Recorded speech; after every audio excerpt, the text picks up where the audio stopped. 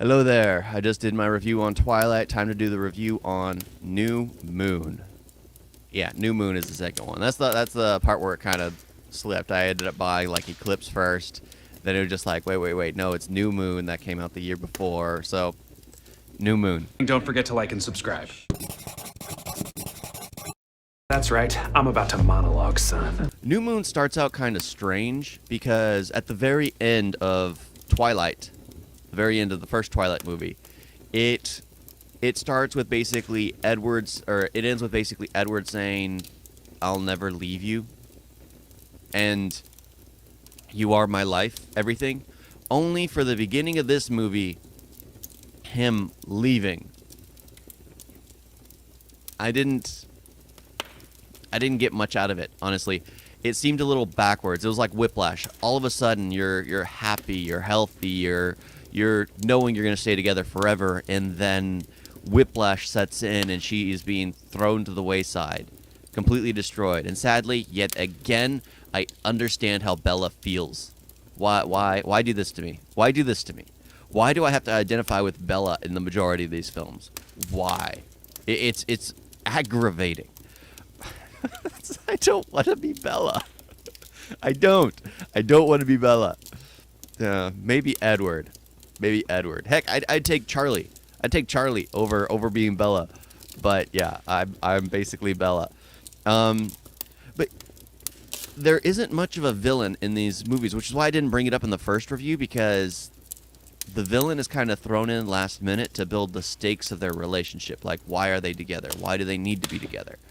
And then it starts out with Edward, basically throwing Bella into a cabinet. It sounds bad if you haven't seen the movie, but it makes sense if you've seen it. Yeah, he throws Bella into a cabinet, and then she like breaks her arm and bleeds everywhere.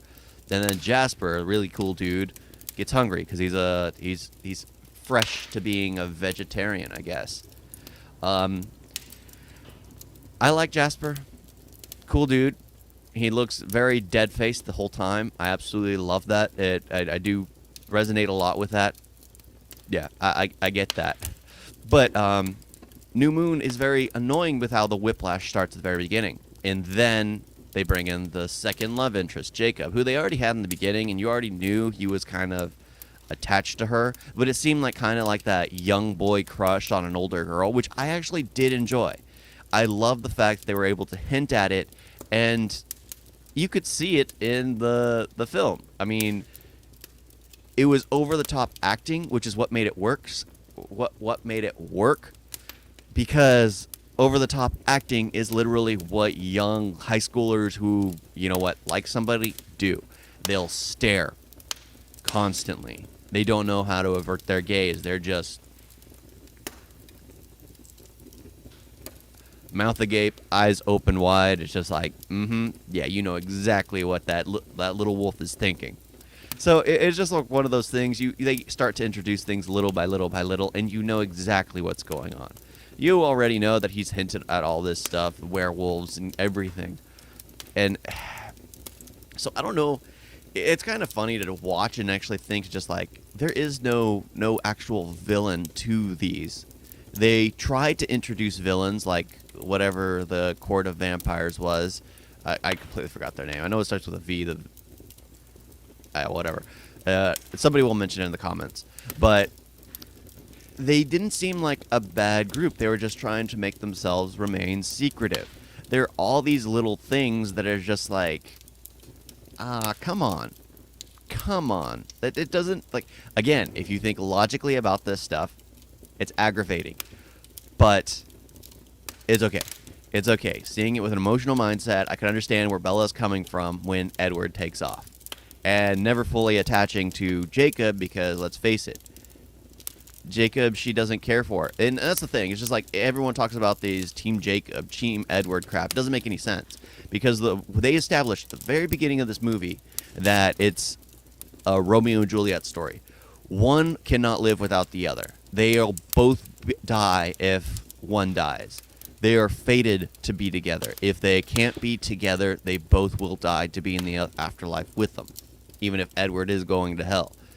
So would Bella, let's face it. But he would take his own life. She would take her own life. It's one of those things that they established at the very beginning shot. So when I start hearing this Team Edward, Team Jacobs, now that I get it, it's just like, it doesn't make any sense. There is no Team Edward. There is no Team Jacob. If that's who you like and find very attractive, Team Jacob all the way. When he took off his shirt, wow. I mean, wow. I mean, I had to say that. I got eyed by the one I was with, but I was just like, wow. I wish I was there. Dang, it made me want to work out more. I need to get that muscle. I need to get that six pack. I need to get that, just every single muscle there. I need that. But it's just like, it's Edward all the way, because Edward's the only one fated for Bella. If you're talking about for who you like the most, Jacob all the way. But Edward's the only one that's fated for Bella. They hinted at it. It's established through the story. It's literally just through and through that. So it doesn't make sense when... it's funny because Jacob kind of loses his shot with Bella, in my opinion, when he literally gets Edward to start to kill himself. You've lost your shot right there. You were a good friend. You could have built the trust. You could have just continued to do that, because Edward wasn't going to go near at all. He wasn't going to go anywhere near, trying to stay away. And then you basically made Bella run for him. You threw yourself under the bus. That's your fault. Don't blame anyone else for that. That's your fault. Yeah, Edward had the right. He was the one who loved her enough to kill himself to try and be with her once again. So I don't know. Team Edward, Team Jacob always has confused me, but I because I understand both, depending on what you mean by that. Because Bella, for a fact, has to be with Edward. They established that. It's done and done. That's exactly what it needs to be. Just talking about that. Yeah, but there are no real villains. The only real villain is basically Bella having to deal with her PTSD. In the first one, it was the hunter. Forgot his name. But it's Victoria's supposed to be like the ultimate villain that they're establishing, who hides in the background doing all this stuff. She got scared off the land of werewolves. I mean, there's all these little things that they keep introducing. And it's just like, for a fact they're not going to do anything with it, because if they did, they would have ended up making far many more books.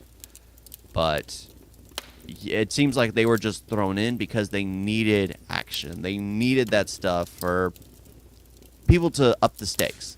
That's it. Because if it was a through and through romance, you remove that stuff and it'd still be exactly the same.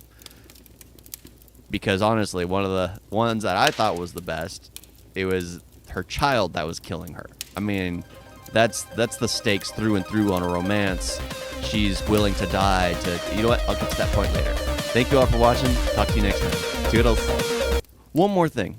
I gotta say, one thing that's really confusing me is they introduced at the very beginning of the movie that Jasper can affect Bella's mood. Make her feel things that she didn't want to feel.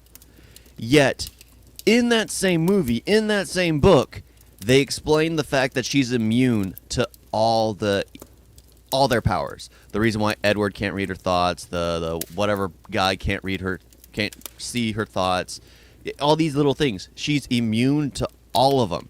She can't be electrocuted. She can't feel pain when someone tries to destroy her. She's immune.